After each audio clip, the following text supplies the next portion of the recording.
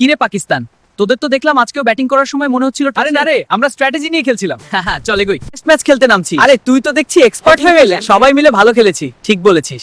আরে ভাই, আমরা পিচ বোঝার চেষ্টা করছিলাম। আইসিসি বাংলাদেশের বদলে স্কটল্যান্ডকে নিয়ে নিল। এখন কি শুধু জার্সি পরে নিউ ইয়র্কের রাস্তায় দাঁড়িয়ে সেলফি তুলবি?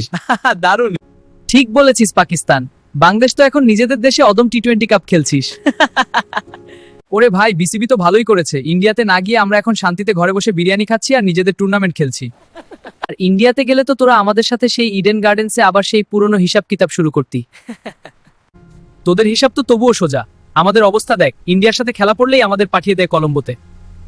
আরে না না, তোদের তো জামাই আদর করি আমরা, কিন্তু কথা হলো এবার বিশ্বকাপটা কিন্তু আমাদের ঘরেই থাকবে। দেখ রাহুল, আমাদের দল থাকুক আর না থাকুক, আমাদের আবেগ কিন্তু ঠিকই আছে। তোরা ফাইনালে উঠলে দেখবি আমরা ঠিকই স্টেডিয়ামে গিয়ে বিপক্ষ দলকে সাপোর্ট দিচ্ছি। আর আমাদের স্টাইল হলো প্রথমে হারবো, তারপর দোয়া দরুদ পড়বো, তারপর অন্য কেউ হারলে আমতে আমরা সেমি তরবে কিনা সেটাই টেনশন। যাই বলিস, তোরা পাশে না থাকলে বিশ্বকাপটা কিন্তু পাঞ্চে লাগে। চল এখন ঝগড়া বাদ দিয়ে এক কাপ কফি খাই। বিলটা কিন্তু রনি দিবে, কারণ ওর দল তো এবার হোটেল ভাড়ার টাকা বাঁচিয়ে ফেলেছে।